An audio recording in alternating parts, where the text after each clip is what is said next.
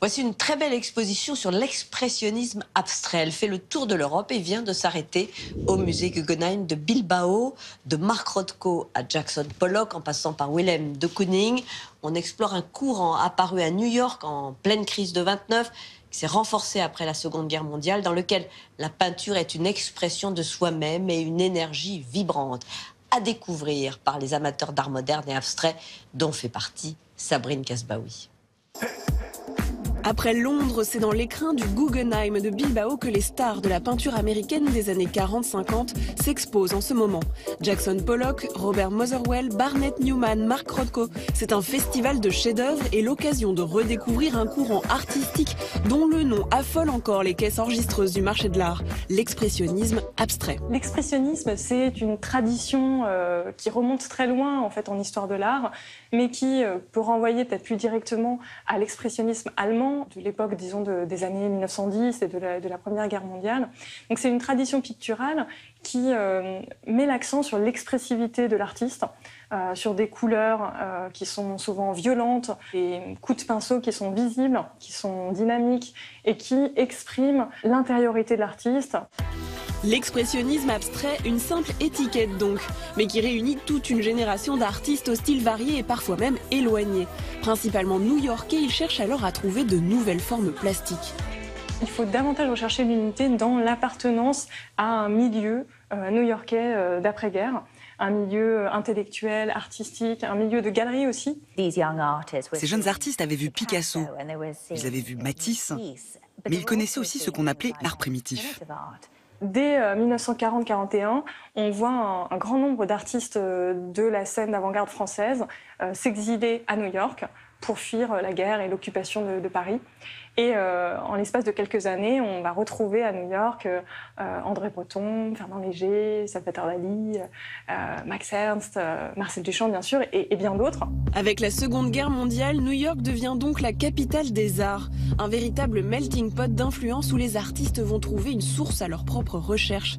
C'est le cas par exemple d'Archil Gorky, peintre d'origine arménienne et qui devient l'ami d'André Breton en 1944.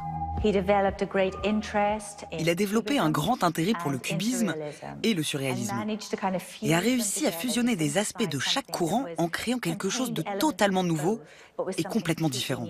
Et je crois que ça a transformé son travail.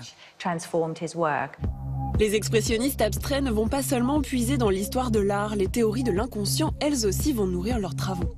La philosophie était un sujet qui les passionnait. La théorie Jung, Freud, la théorie des rêves, toutes ces choses ont aussi joué un rôle certain.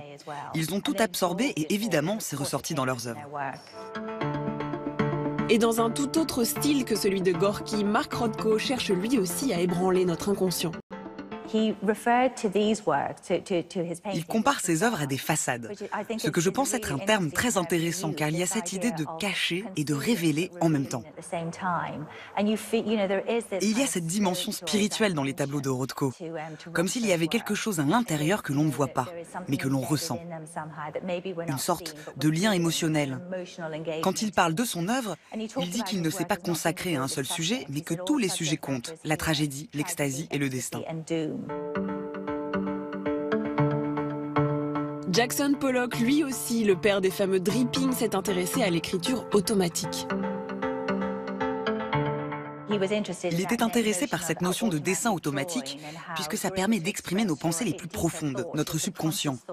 Le dessin automatique, c'est un moyen que ça sorte. Et voilà de quoi il saupoudrait sa toile, comme ici, en haut à gauche dans le coin. Cette œuvre était initiatrice de sa période dripping qui allait suivre. Avec leurs œuvres taillées XXL, les expressionnistes abstraits montrent aussi que les avant-gardes européennes sont loin d'être leur unique creuset d'influence. Héritier de la Grande Dépression américaine, plutôt bohème et engagée à gauche, cette jeune génération puise aussi dans les travaux des muralistes mexicains comme Diego Rivera et David Siqueiros. Ils leur ont transmis cette notion selon laquelle l'art peut vous faire évoluer d'une façon différente. Et plus le tableau est grand et plus vous rentrez dedans, plus cela vient charger vos émotions d'une autre façon. Et pour Siqueiros, Jackson Pollock avait été très ému quand il avait vu son travail.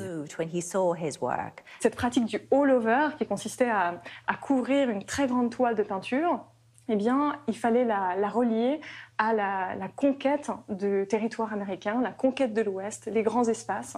Et là encore, c'était une manière d'insister sur le caractère essentiellement américain de cet art, par opposition aux avant-gardes européennes.